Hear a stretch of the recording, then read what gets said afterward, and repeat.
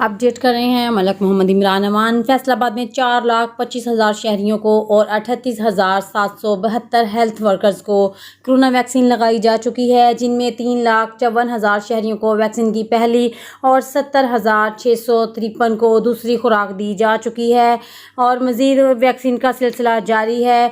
Motorway police ने international driving licence बनाने का सिलसिला शुरू कर दिया है। लाइसेंस दुनिया के 57 मुल्कों में तकसीम किया जाएगा।